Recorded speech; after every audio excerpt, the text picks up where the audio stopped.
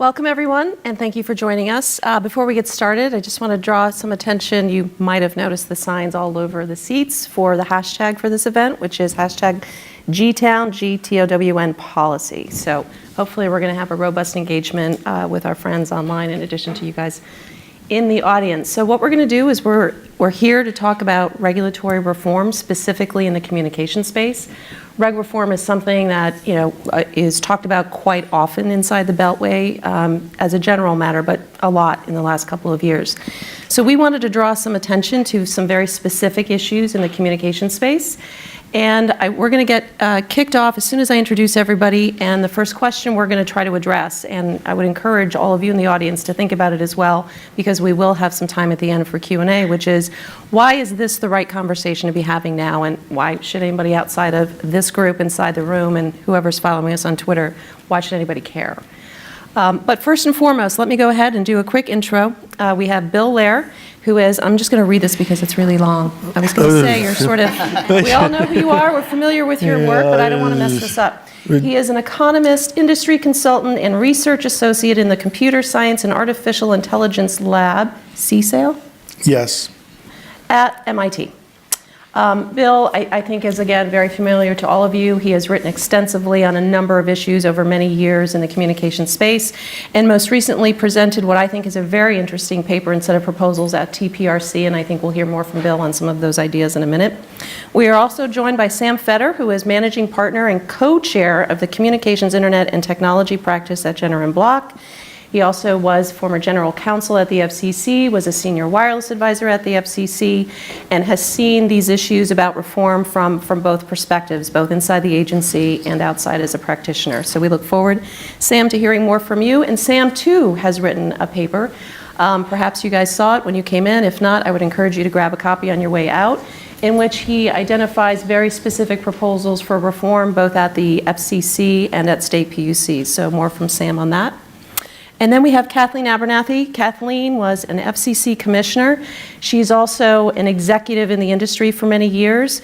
So I would view Kathleen really as our real world speaker, really to give effect to some of these more academic ideas about why reg reform is important and what the reform should be, because she's been, again, on the policy side at the FCC, and then also in the industry for many years. And then certainly last but not least is John Mayo, who is with Georgetown. I guess I should have said, Kathleen, that you were special counsel at Wilkinson Barker. I jumped way too far in the past. Special. You are. John Mayo is a professor at the Georgetown University's School of Business. He is also technically my boss at the center. John, as all of you know, has also been thinking a lot about reg reform, not just in communications, but also in the rail industry, and has published extensively on different approaches and ways to think about reg reform. So I think he might have some new research underway, so we'll be hearing a little bit about that as well. So, let's get started with sort of my first question, just to get everybody warmed up, and I would just ask each of you to give some thoughts or share some thoughts in reaction to it, and that is, why is the discussion we're having today the right conversation to be having relative to the communications industry, number one? Number two, why should anybody outside of this room really care about reg reform in the communications industry? Bill? Well, the first thing is, I think the question about regulatory reform for our communications policy is a question that I could have said was the right question to have had today, a year ago, 5 years ago, 10 years ago. I think the idea that our current regulatory structure in a best of all worlds could be redesigned to be more optimized for the world, the way the world is today in terms of the technologies, the markets, is an obvious point. I think two things make it compelling now. One is, we are on the cusp and in the midst of a transition of a world where there was communications policy, and now we're going to be living in a world of a digital economy. And in a world of a digital economy, you need policy for that, but that digital economy policy can't all be communications policy. So we really need to be clear about what communications policy is and separate that off. And then the third reason, I think, in the current political environment is that if there's one area where policy really should be nonpartisan, I think communications policy is an area. It's an area where everybody can agree that they want roads. We could disagree about how much we need to spend on them, how we should build them, all that sort of stuff. But everybody can agree we need roads. And given the dysfunction in the current political process, having an area where we possibly could do some good and have people cross the line is, I think, really important. So I think this is an opportunity to hopefully make a lot of other things better and stop communications policy from getting as bad as everything else. And we definitely want to come back to this issue of communications being an underlying platform that can spur growth in lots of different verticals. But Sam, can you share some thoughts as to why now? Why is this the right thing to be talking about? Sure, Carolyn, and thanks for having me. You're welcome. I agree with everything Bill said so eloquently. It's the time for reform in this space has been long coming, and I think that right now we have leadership at the FCC. I've had the pleasure of working with Chairman Pai both at the FCC and in private practice. I think he's a great leader. I think he is in a good position to get things done. So I think now really is a time we might actually accomplish some things.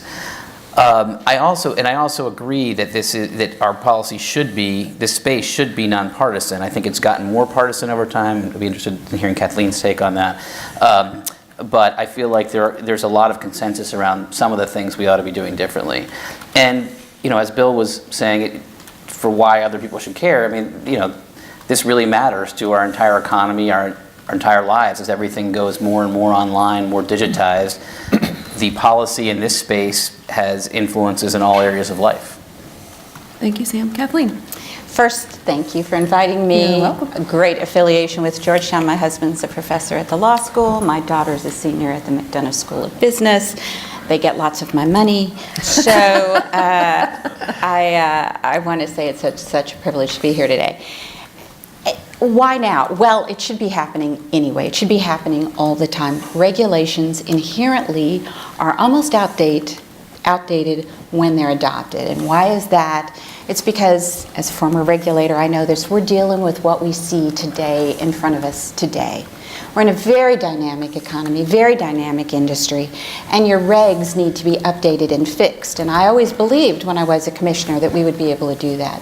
In fact, it doesn't happen, simply because you're worrying about the next problem. And so you have a lot of outdated regulations on the books that people would probably agree 100% need to be gone, and it doesn't happen. And in fact, yesterday, as I was in lovely DC traffic, I was listening to an interview with Professor Benjamin Cohen. He's out at University of California, Santa Barbara. He's got all these degrees, a really smart economics guy, just like the people we have on the panel with me today. But he focuses on the banking industry, and he said, think about this. 7 years ago, we passed Dodd-Frank in response to this huge meltdown of our economy. What are the odds that we got it right? Slim to none. Has anything been updated or changed since then? Absolutely not. And that's the problem we have when we're regulating industries. It doesn't mean you don't insert yourself and say, as a regulator, where are the markets failing, what do I need to do? But I think it means that fixing old regs is every bit as important as adopting new regs, and that's where we tend to fall down. Thank you. So I've been studying regulation and regulatory reform for about 30 years now, and so it's tempting to talk this morning for 75 minutes or so because I see some of my students here. I won't do that. I won't fill up an entire class period to do that. Let me offer, I think, two Cliff Notes answers to your question about why regulatory reform, and then I'll turn briefly to why now.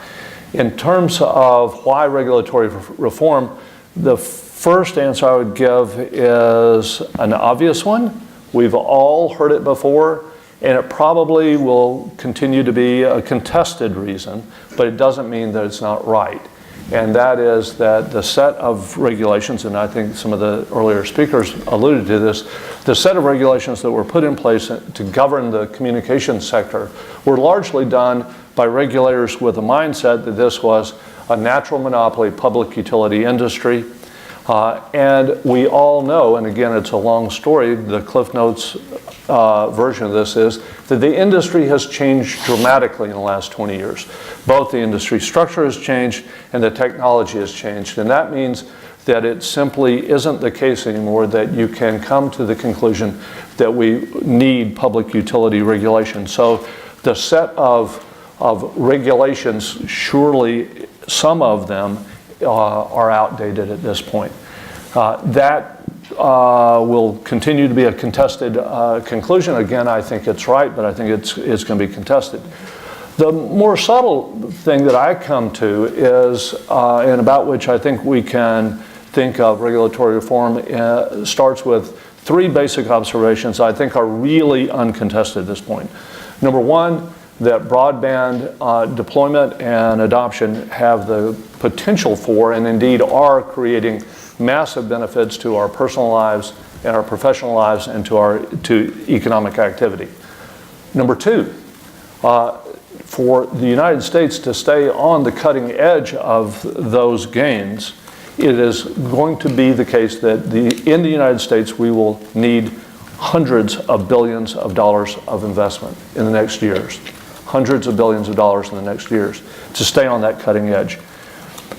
And third, while there is a discussion in this country right now about a public commitment to building out our infrastructure, and broadband will be part of that discussion, I think any sober and somber analysis of investment dollars going to this industry suggests that the vast majority of investment dollars will have to come from the private sector.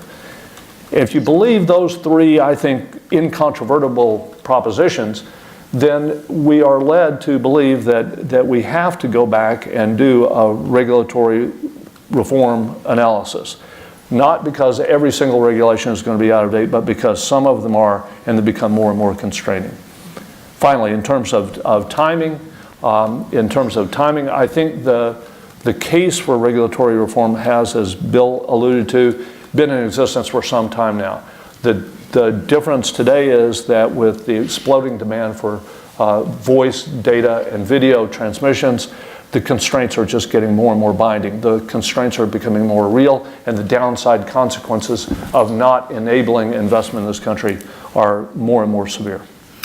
You know, part of what I think Bill is going to talk to us about is sort of taking a step back and looking less at the way in which the agencies implement their rules versus what is their enabling statute. We're going to hear more about modifications to the Communications Act.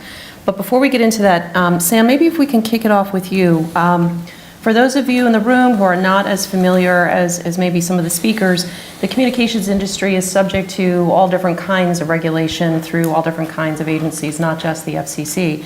And when you compare this sector of our economy with other sectors, what strikes one fairly quickly when you start looking at the regs is the degree to which there is significant overlap in terms of certain kinds of review and impediments in terms of doing business in this space.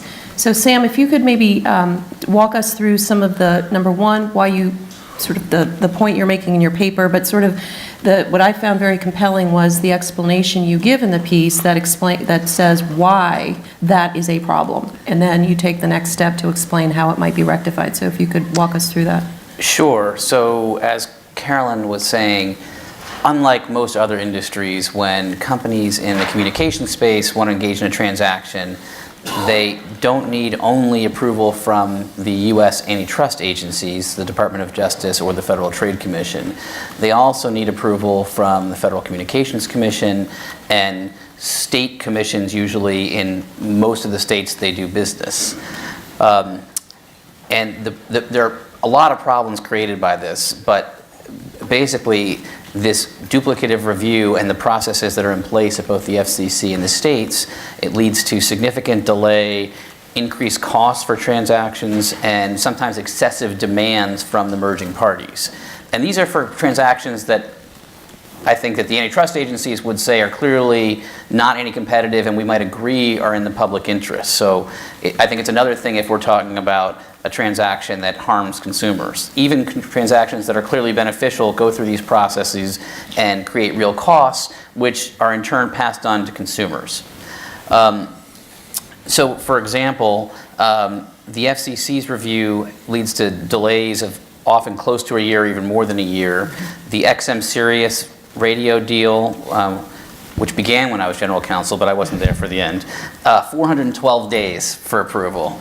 Nexstar Media General, 329 days. And there are numerous examples like this.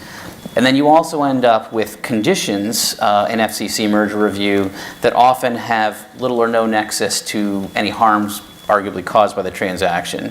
For example, AT&T Bell South required the merged company to repatriate 3,000 outsourced jobs back to the US and donate $1 million to the promotion of public safety. Now those are clearly good things, but do they really make sense to be done in the merger context? And state public utility commissions have seen these problems plus even bigger problems. Among other things, in terms of delay, you now have states that are waiting until the FCC completes its review and all the other states have completed their review so they can ensure they get the best conditions from the parties, which leads to states sort of fighting each other. In a similar vein, and I would argue even worse, our states have put in place MFN conditions, which require merging parties that provide another state with a public interest benefit to guarantee they will provide this state with the same benefit. So it leads to a race to the bottom among the states. A lot of these conditions are about keeping jobs and investment in state. And while again, that may be a good thing for that particular state, as I'll talk about in a moment, it may not be in general.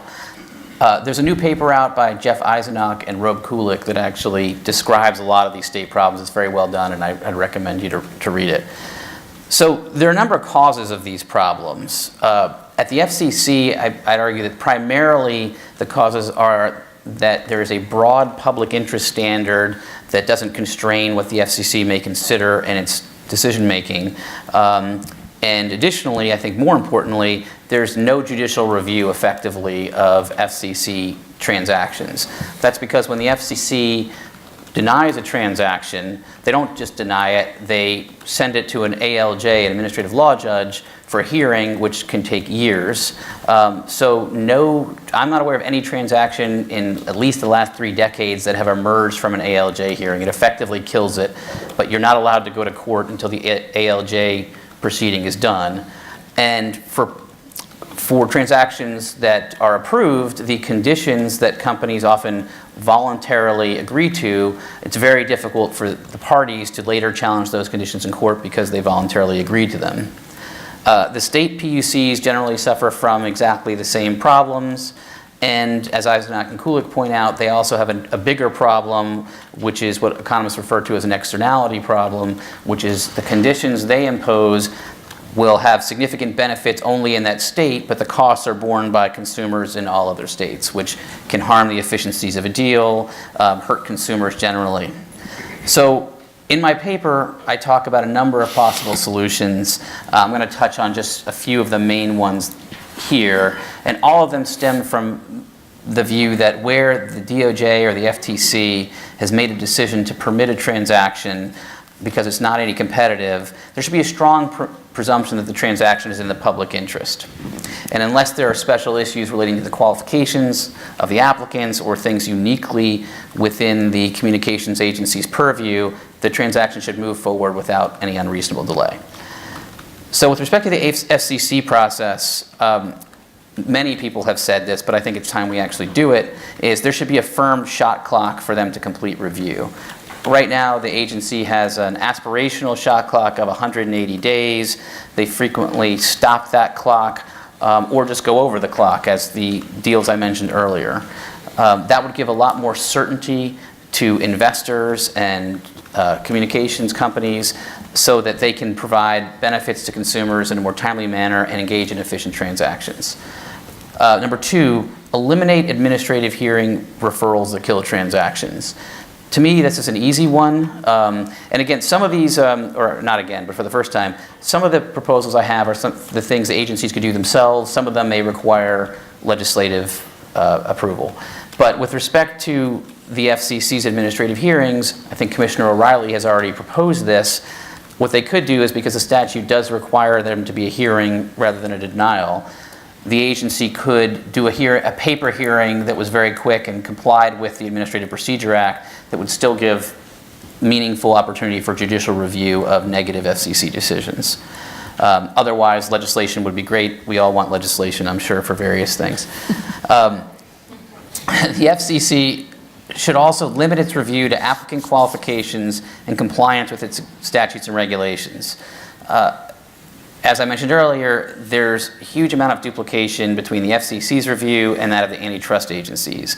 The FCC basically does a complete competitive analysis, exactly like the antitrust agencies, but then adds to it. Let's take out the part that's exactly the same as DOJ and FTC. That just raises costs for applicants, increasing costs for consumers. The FCC should limit behavioral conditions. Those are conditions where the party's behavior continued to be monitored rather than structural conditions, which are, here's what you're going to do, you're going to divest this, and we're out. The monitoring compliance with outstanding merger conditions creates incredible costs, both for the parties and a tax on the Commission's resources, doesn't provide a lot of clear benefits. And where behavioral conditions are unavoidable, they should be time limited to a reasonable period, generally 2 years or less, because as Kathleen has stated, as soon as you make a regulation, it's outdated. For example, I think there were AOL merger conditions requiring AOL to, if part of the Time Warner merger, requiring AOL to show third-party ISP home pages or something, 10 years. Things are completely irrelevant, go on for years and years and years. There should also be an end to extra-jurisdictional voluntary merger conditions. These are, it's a general practice of the FCC. Parties come in, they say, how do we get this deal done? And they negotiate against themselves. And what happens is the FCC places conditions on the deal that would ordinarily be outside the agency's statutory authority. It's not subject to any notice and comment or real public participation. It's a very opaque process. It reduces the voice that the public has and other stakeholders have in important public policy issues. And Chairman Pai has rightly been sharply critical of these issues. And I have some more modest proposals of the FCC that I'll just touch on quickly. One is, in recent years, there's been a move to require merging parties to show not only that there aren't harms, but that there are actually affirmative benefits to their transaction, in addition to the fact that the market just wants this to happen.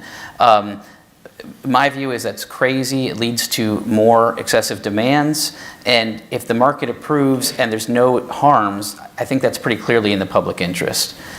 The agency should use conditions only to mitigate identified transaction-specific harms.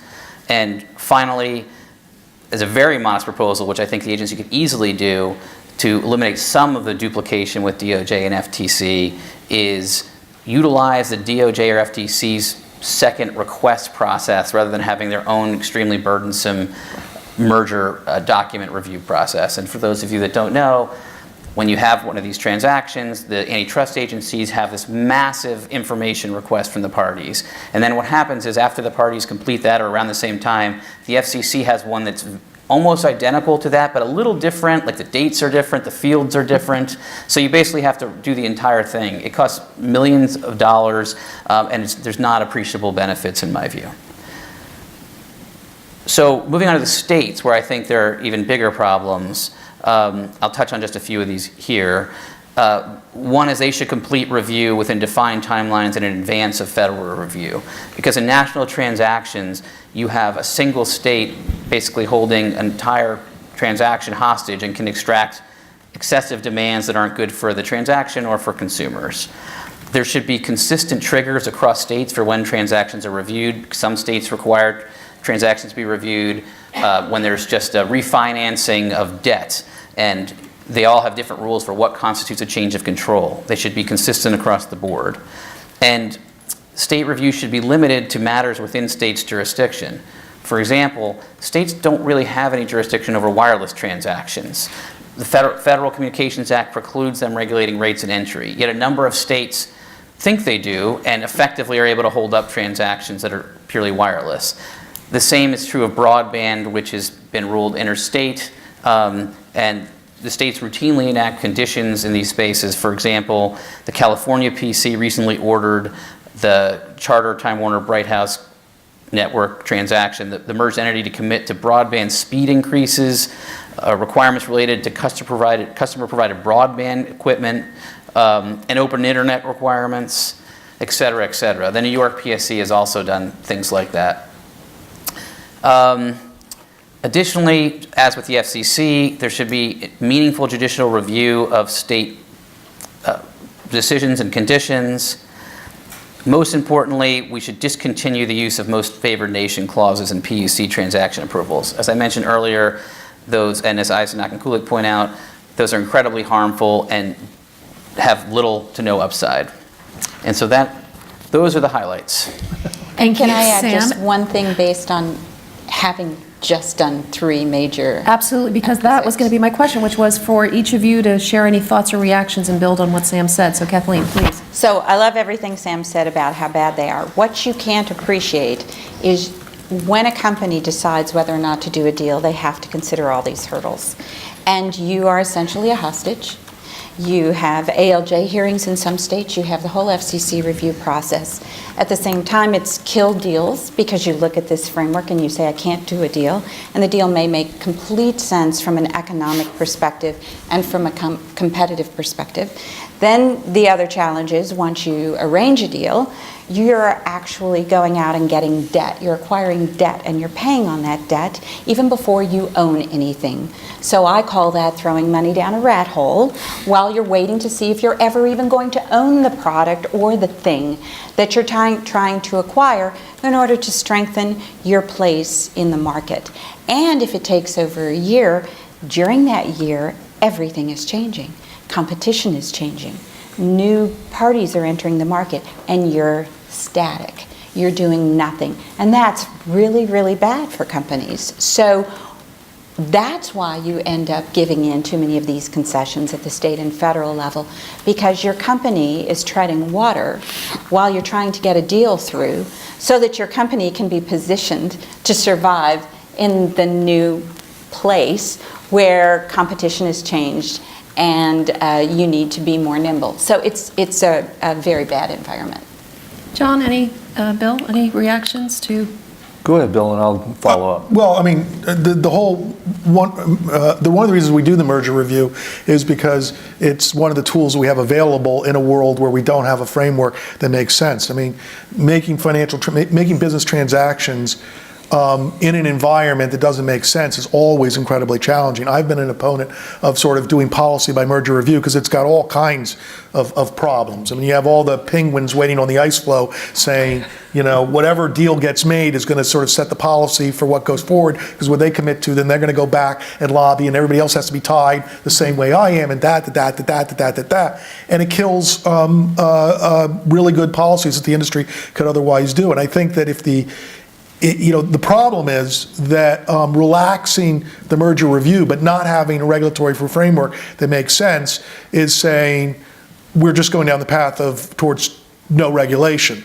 And I don't think in this space no regulation makes sense. I think, as John alluded to in his opening remarks, that we're in a world where some version of market-based regulation is obviously what has to be the prevailing model, but market-based regulation is not no regulation. It's a different kind of regulation, and it's figuring out how to do that makes sense and what we need to do. John, any thoughts? Sure. So I'm really intrigued by Sam's suggestions and proposals.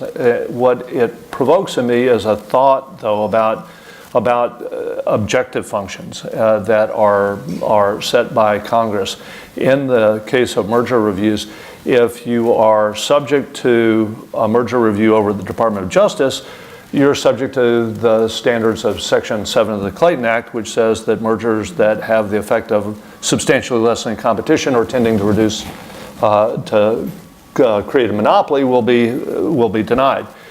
At the FCC, the standard is a public interest standard. And I don't know, and maybe Sam, you can address whether you're proposing that the FCC itself sort of rein itself in terms of this regulatory reform of creating a shot clock and not giving additional benefits outside the scope of strictly dealing with competition?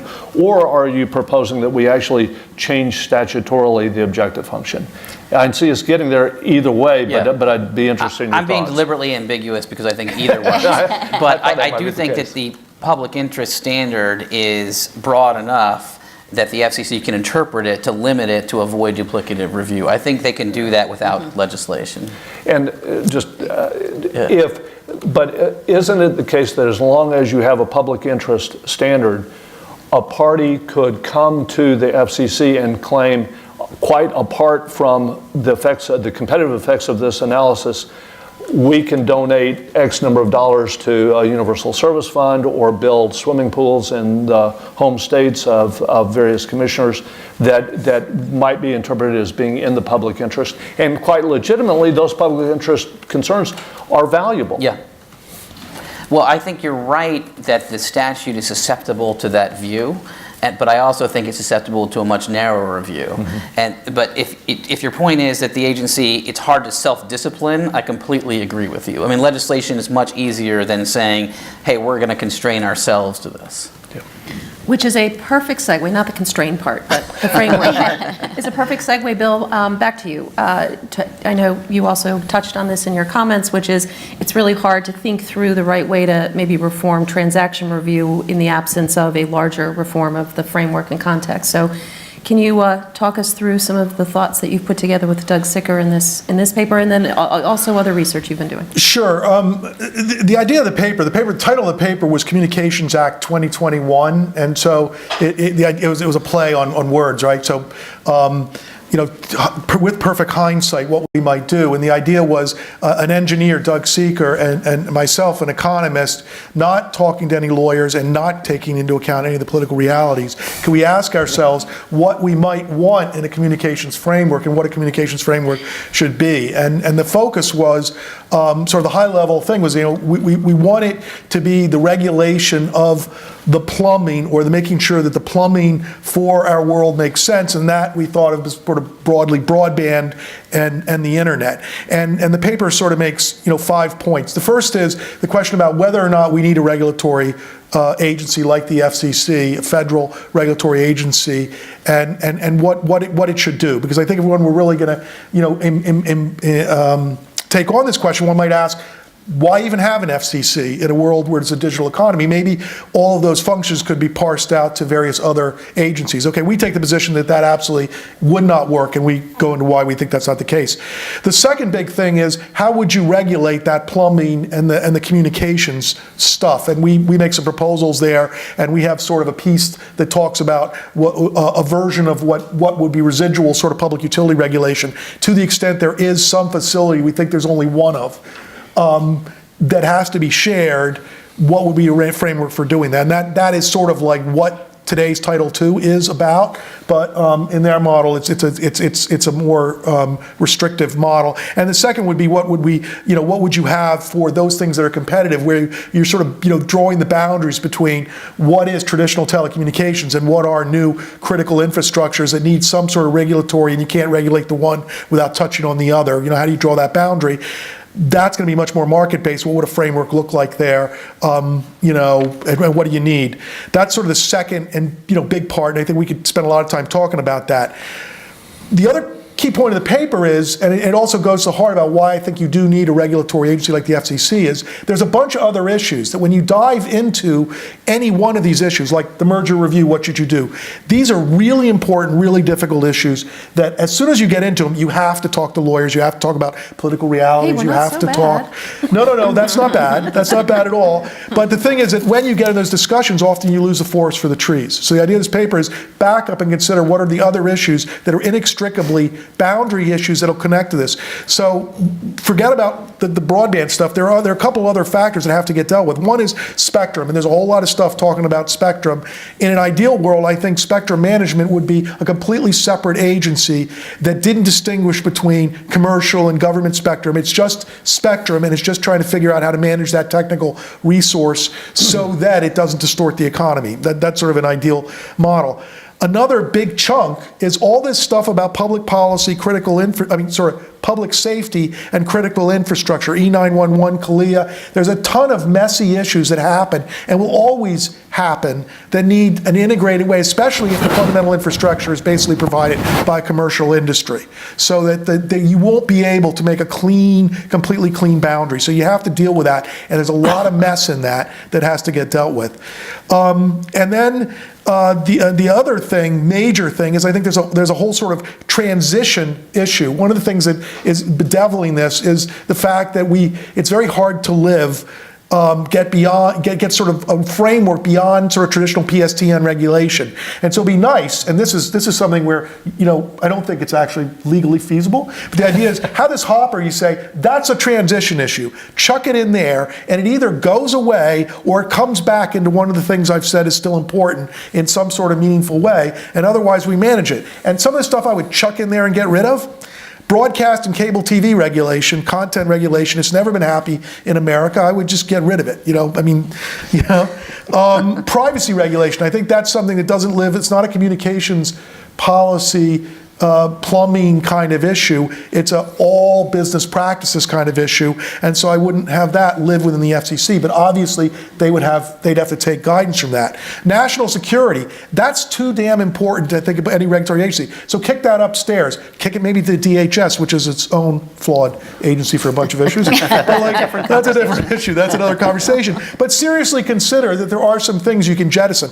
Cable television, the whole separate cable television regulation, that needs to be torn apart, and it's either regulation about infrastructure or it's something else. But to have this whole separate title and then figuring out, is this a telephone company or is this a cable television company?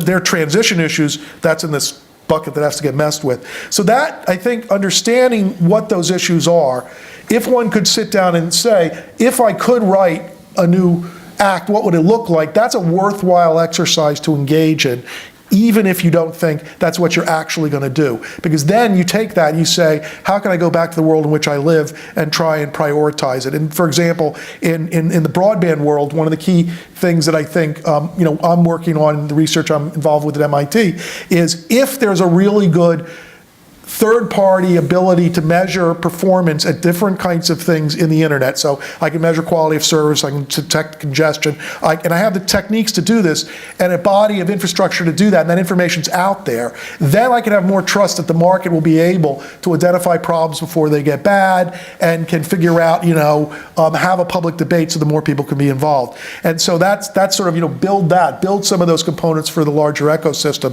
to make that happen in the world, even if the reforms that I think in an ideal world ought to happen won't in fact happen. All right, before we elicit any reactions, two questions from me, which is, one, could you walk us through your vision of who would this Revised Communications Act, presumably it's the FCC, but the jurisdiction is over what? What sort of companies, what sort of sector, how would you define that in terms of who's the regulated entity, number one? Number two, what are the guardrails that you would see needing to be built into this framework that avoids the problem with what we have today, which is a lot of asymmetry in the regulation between companies that were traditionally regulated by the FCC versus the folks that they're competing with, directly right now, but are not traditionally subject to FCC jurisdiction? Well, so part of the problem I have there, for example, is the original ideas that went behind the Powell's net neutrality principles were principles that when he came out with them, I was like, this is a terrible policy thing because it's going to start a huge war and everybody's going to argue about, are these the right principles? How would you actually enact them? And I was amazed that pretty much everybody seemed to just accept them. Everybody was like, yeah, that's obvious. And I think egregious violations of that, everybody could say, yeah, you can't do that. That's ridiculous. And the examples of where problems came up, they in fact were stopped in most cases by the industry. And I think the importance of the regulator likely to act in the absence of that. So a credible regulator works. So I think the idea of sort of broad principles for keeping like an open internet made sense.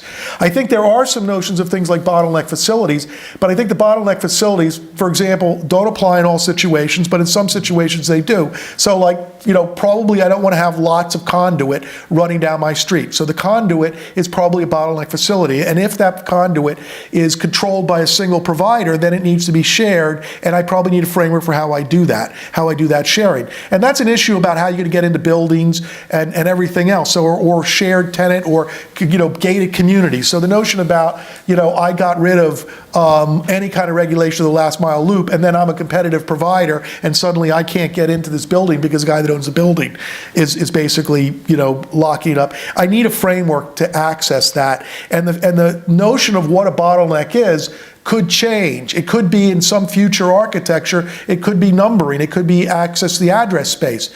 I think before you go out and define something like a bottleneck, any kind of regulation of whatever it is you call a bottleneck is heavy-handed, public utility-like, and we have lots of literature to understand why that really is a problem. You want to define that narrowly, and you want to be careful about how you do it.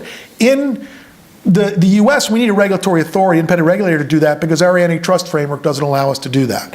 In a place like Australia, which has its own problems, they actually have in their antitrust rule, they have bottleneck facility capability regulation. So that's a clause in how you deal that.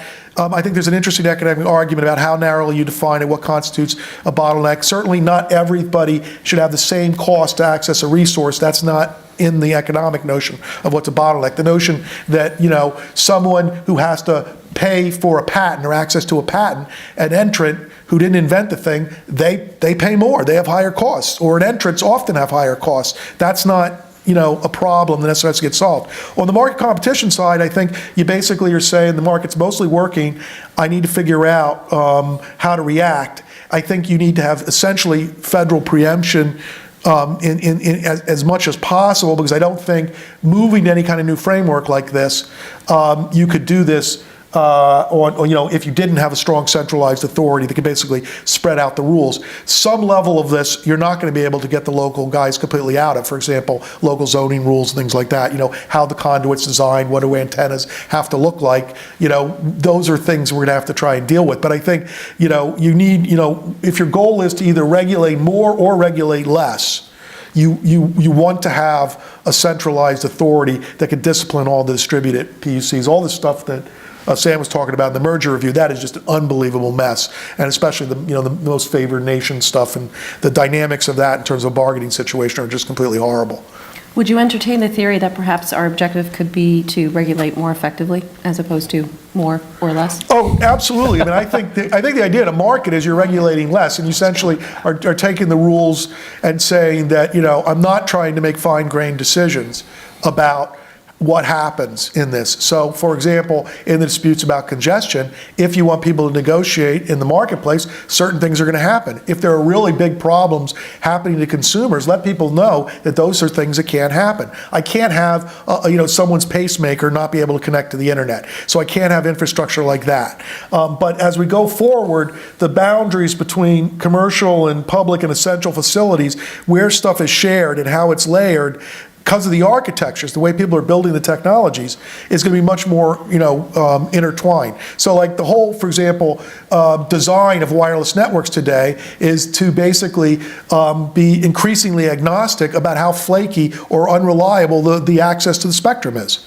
So that if I've got radio infrastructure that's capable of operating at a lot of different frequencies, the fact that I don't have access to it at a particular frequency is less of a problem. And that's the way we're going toward building our systems. And so, when in that kind of world, we need to basically understand that, part of that too is that the innovations that are going to happen in lots of different ways. It's not just going to be operators build the networks, they provide the infrastructure. And so edge users are providing it, they can do local meshes and things like that. And the competitive market would allow all of that to happen.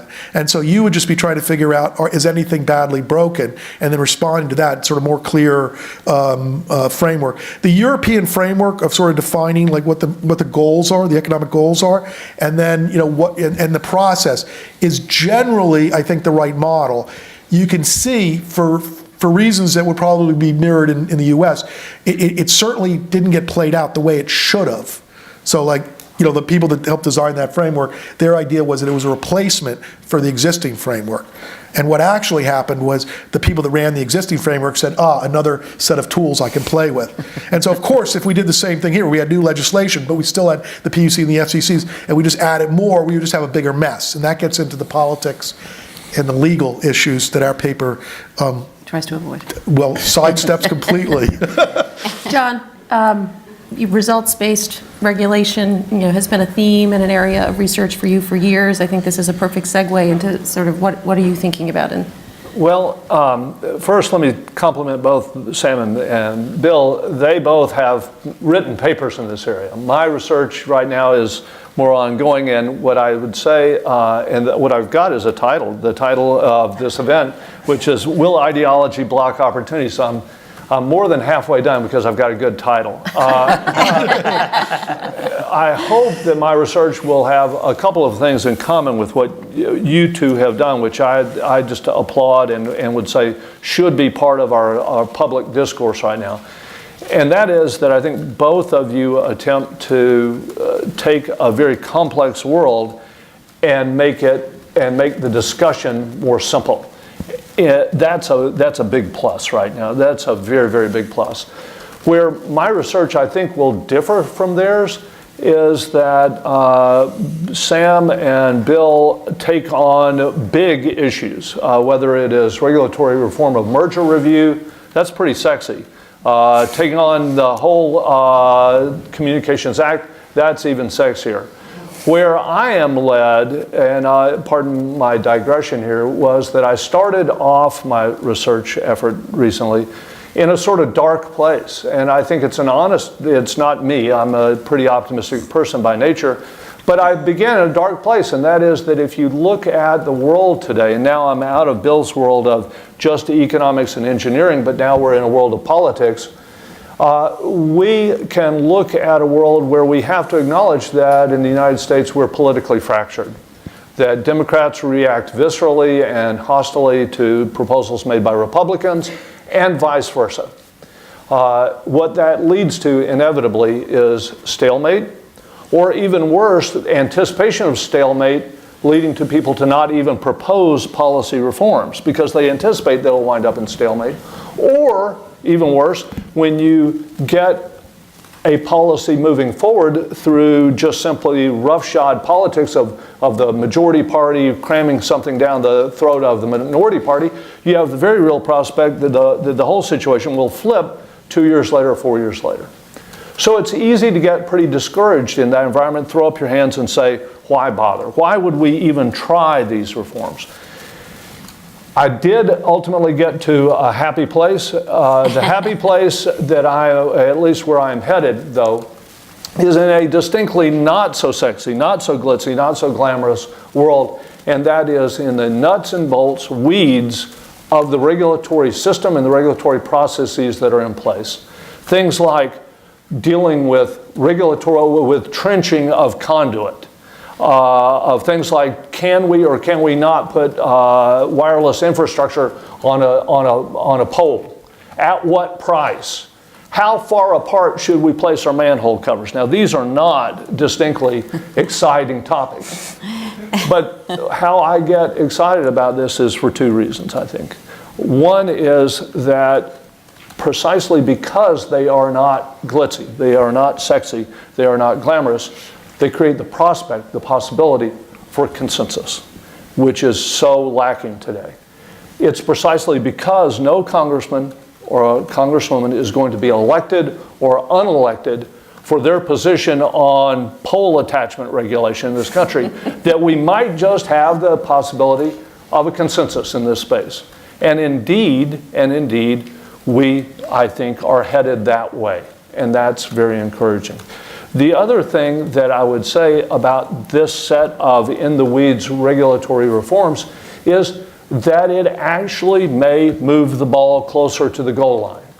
We're in football season. It's like the debate about do we go out and get this star wide receiver or that star wide receiver. Well, we'll have big debates about that. But very few people would argue against the prospect of getting a bigger, stronger interior lineman. That nobody standing in the stands is going to notice the new, bigger, stronger offensive lineman. But what you will know is the team's moving the ball faster down toward the goal line. And I think that's what these regulatory reforms have the prospect of doing. So I'm still writing. I welcome your thoughts on this, but that's sort of in a very, very practical way to answer your question, Carolyn, in terms of results-based regulation. This is regulation driven by the practicality and regulatory reform driven by the practicality of it being effective, as opposed to a mere ideological position of a taste or distaste for regulation.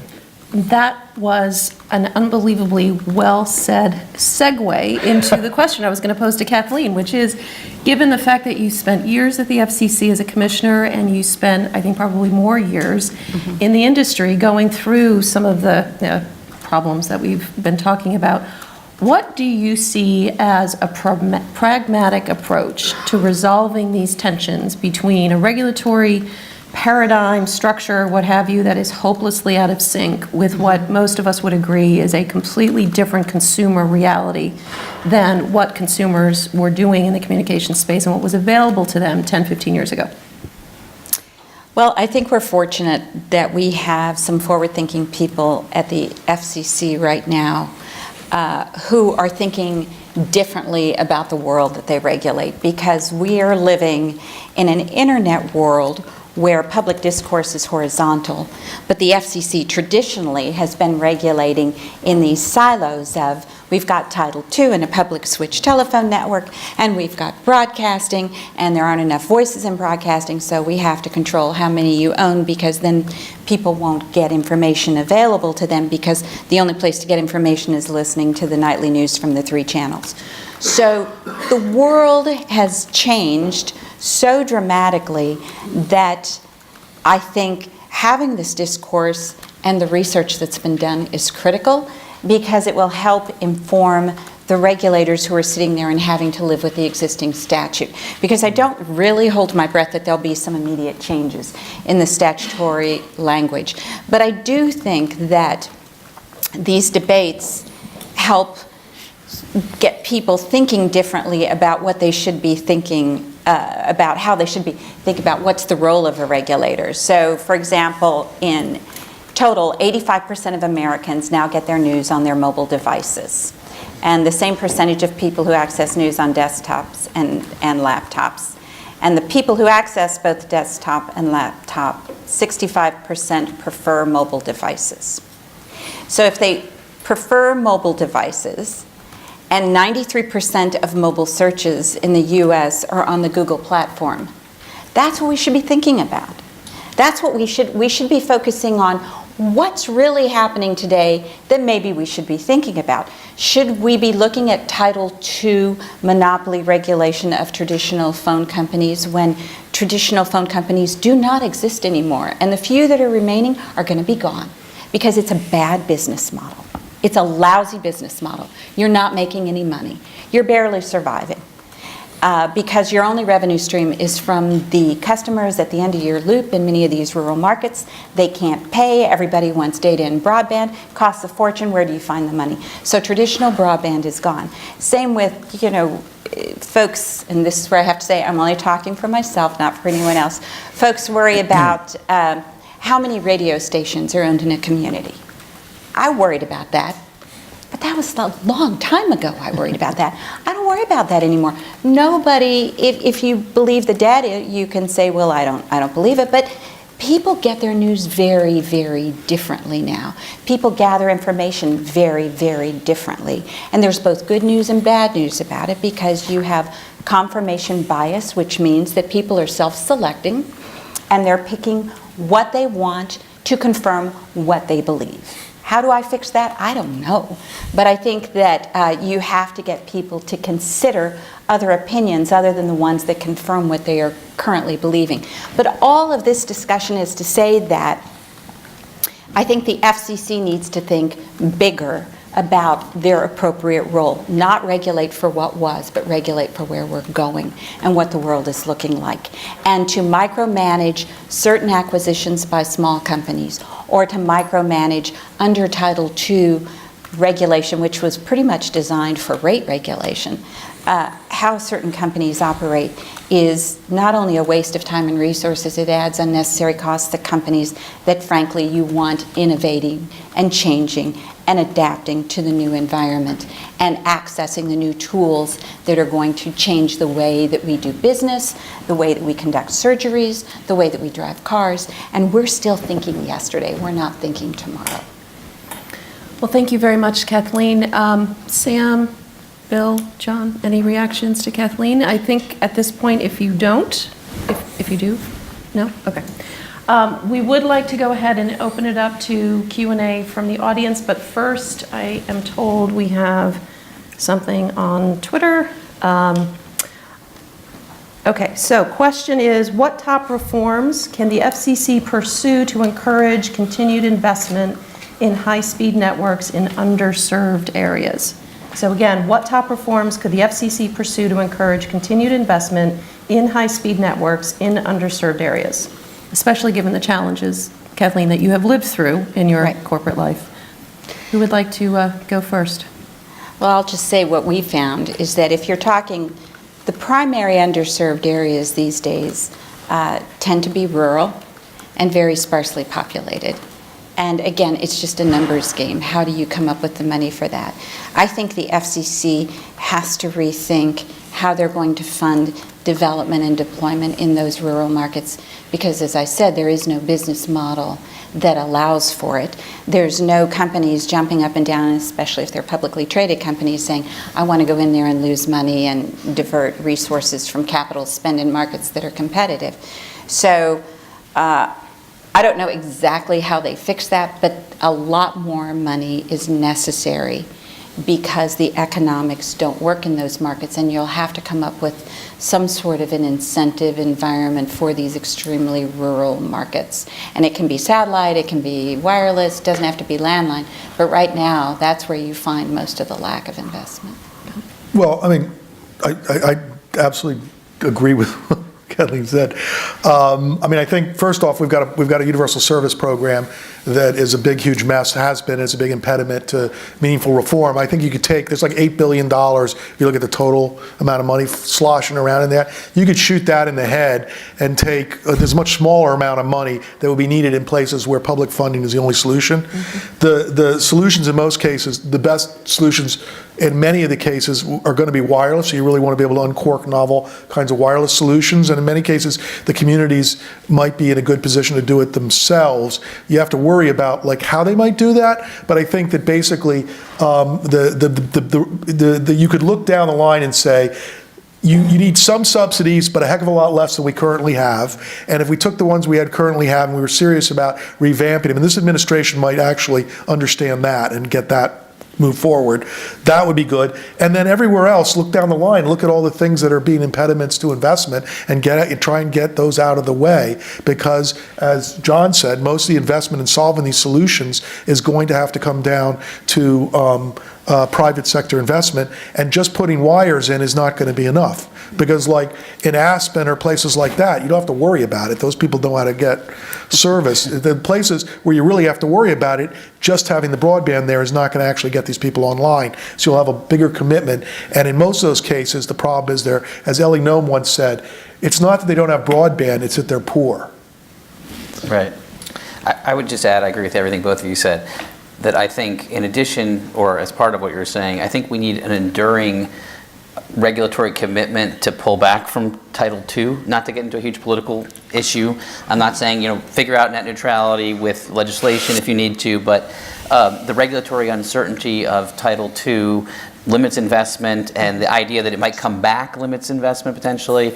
And then as John was saying, fix these state and local rights-of-way type issues that enable you to move stuff out there. That plus subsidies, I think, can go a long way. So this is saying the same thing with slightly different words, but number one, we all know that the technological platforms by which communication services are provided today are very different than they used to be. It's not just wires, it's wireline and wireless and wireline, and there may be solutions in rural areas especially that are wireless that rather than wireline. So any reform needs to sort of keep holding constant the notion of technologically neutral rollout and advancement of broadband services. Secondly, there is something to be said for the notion of, let's call it market-based regulation or market-based incentives, where the market simply isn't going to be thick enough to support broadband investments. Some notion of a reverse auction or incentive-based auction would be a really good idea. Third, just the economics 101, principles 101 of having a subsidy is that you target those subsidies narrowly and you fund them broadly. Target narrowly and fund broadly. We've done precisely the opposite in the telecommunications industry for about 50 years now, and it would be good to switch that. And finally, I'll go back to my non-glitzy, non-sexy thoughts about conduit and trenching. The General Accountability Office estimated that in rural areas, the passage of the Broadband Conduit Deployment Act, which is referred to as Dig Once policy, could reduce deployment costs by 15%. That's a big deal. In urban areas, it's up to 33%. So again, it's not so sexy, not so glamorous, but it's very real. I just want to interject a personal pet peeve of mine on this investment question because it comes up a lot, most of the conversation, I don't think so much here, but generally out there, it seems to just be a binary debate over are companies going to continue to invest, like they have in the past going forward, as opposed to what sort of additional investment might be attracted into this sector beyond just the operators, but from all sorts of others who may be interested in what's going on here. So anyway, just a little pet peeve. And you'll always need backhaul of some kind unless you do satellite. And I do think that there are scenarios where you say, let's just subsidize the customer directly so that they can pay for the satellite service as opposed to trying to wait 3-4 years for a company to come in and build. And we've just never been able to get past the legal hurdles associated with trying to direct USF in that way. So maybe this additional question is directed more towards former FCC folks, but really it's to all of you, and that is, do you guys think Chairman Pai can achieve his stated goals around rural broadband expansion if Title II remains the law of the land on net neutrality? Sam, I see you pulling back. I like it. That's a tough one. I don't think that's going to be the case. Look, I think that Ajit is going to fulfill his goals regardless of what happens. I think it's a lot easier if Title II is pulled back. Kathleen? I know it's easier if Title II is pulled back. I look at the costs, having been in a company. I know what they are. I know the wasted revenues. And I also know the multiple demands on CapEx. And I think regulators sometimes assume that there's a pot of money just for broadband infrastructure. There's a pot of money for running the entire company. And if there's a higher, better use where you get better returns because you invested in, I don't know, some special build to some special community or, doing call center work or whatever, your money goes there. Title II drives up costs and disincents the kinds of investments that you want. Title II also prevents innovation in how you produce and market products. And it's only imposed on certain providers. It makes no sense anymore. It needs to go. Well, with that, we will turn to the audience. If you could identify yourself, please, before you ask your question.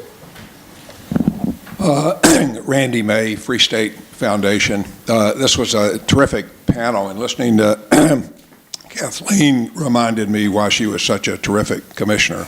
I didn't need reminding, but it really did. Sam, your paper was really excellent. It's got all the good proposals, and I have to say I couldn't resist sending Sam an email earlier this morning that I wrote back in a piece back in 2000 for Legal Times, and it had a lot of those proposals, but I only had 1,000 words, so you did a terrific job in expanding. But here's my question really now.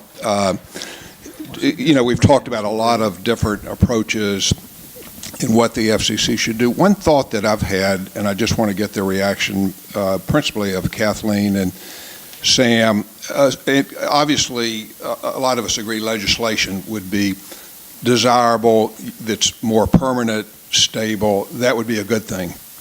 I'm in favor of that to resolve a lot of these issues. But absent that, do you think it might be useful for the Commission to issue a policy statement? It used to do that type of thing in the past to, for example, state its own view of what's in the public interest. That would be sort of a broader thing, but I've suggested it could do that, delineate its view of the public interest, or even aside from that, issue a policy statement on merger review. Again, I understand Congress, it would be nice if they dealt with it, but short of that, would it be useful for the Commission to go through that exercise and set out its views on some of the things that Sam has talked about, and therefore make it easier when it's dealing with the individual mergers to say, here's the policy statement? I just think that might be useful myself. I get it could be changed by the next administration, but I'd like your views on policy statements in this respect. I think it'd be terrific from this perspective, if only so companies know going in what are the hurdles and what's the review process, because it's so expensive just deciding to do a deal and all the costs associated with it, that before you finally agree to go ahead with it, it'd be great to know how this particular commission is going to be looking at that, because it might make you more optimistic, make you think, gee, I can do this. It may make you think that this deal doesn't work, but maybe this deal does. And a framework is always a great idea. I think another tool they've got that hasn't been used in years, and I'm not sure if they can, but there's also petitions for declaratory rulings that provide an opportunity for a commission to come out with a framework of what they think about something, and certainly you could use that as well. But I think it's a great idea, because I do believe that we're going to need to rely on this commission, at least for the foreseeable future, to navigate in the space and with the statute that exists today. Yeah, I agree, Randy. I think it's a great idea. I think you look at the Department of Justice that puts out things like that, and they tend to endure, and they feel somewhat constrained to stick with them. I also think it's a lot easier to get consensus in this environment around principles when you're outside of the context of a specific merger. So I think you might actually get some bipartisan agreement on how we should do this. And also, to Kathleen's point, I think I might even go further and say that the Commission should actually preempt some of the stuff that's going on in the states. I think that'll be harder to get consensus around, but. And maybe even try and use forbearance more. That's a tool that's been available and is just really not, I think, been utilized to the extent that it should. Another question? Can I just make one observation? Let's let this gentleman go ahead, and he had his hand up, and then we'll come right back to you.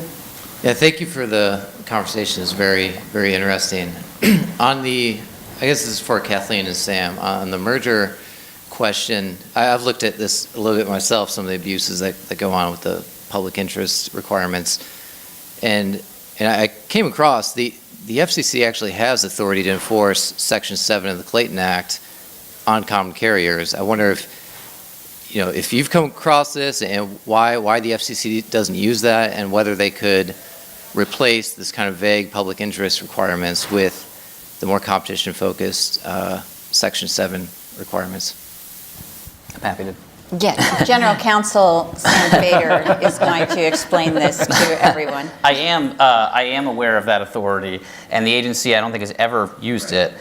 I think it's because the public interest standard is so much easier. It lets the agency do what it wants. I mean, this is sort of John's point about self-constraint on the agency. Under the public interest standard, the applicants bear the burden. Under the Clayton Act, the government bears the burden. So, and there's judicial review in a way that you don't have under the public interest standard. So I think there's something to be said for that, although I would say, from my view, then that really is wholly duplicative of what DOJ and FTC are doing. So I probably would constrain the agency differently rather than have them focus on that competition piece. Okay, and please identify yourself. I was just going to comment that industry... Who are you with? Oh, I'm sorry. Susan O'Connell with the FCC. Great, thank you. I was just going to comment that industry can file a petition for declaratory ruling, which the broadcast industry did when it wanted to have a statement that if foreign investment opportunities in broadcast walked in the door, that the FCC would look positively upon it, and that ultimately did end up with a rulemaking afterwards, although the commission did issue the declaratory ruling, and there were investments approved under the declaratory ruling, and a number of broadcasters signed on to that petition, so they had a framework in the petition that they had all agreed on, and I think that would be a great way for industry to get together, or like-minded members of the industry, and put some concrete ideas on the record in a petition that the agency then, maybe Sam can say whether or not we have to rule on it, or will the FCC just sit on it? But that's a different issue. Both of those things are true. Yeah. And sometimes they rule and sometimes they don't, but I like the petition for declaratory ruling. I think it's a great vehicle for making your case and for creating something where the FCC can potentially move forward, assuming it's within the scope of their regulatory authority without having to have a rulemaking. And as we all know, a lightning speed rulemaking takes a year. So when I look at some of these challenges, and particularly rural investment in broadband investment in rural America, time is not our friend. People who don't have broadband, if you tell them it's another year or two, well, the world has changed by then. So I do think that we should be impatient on fixing some of these problems.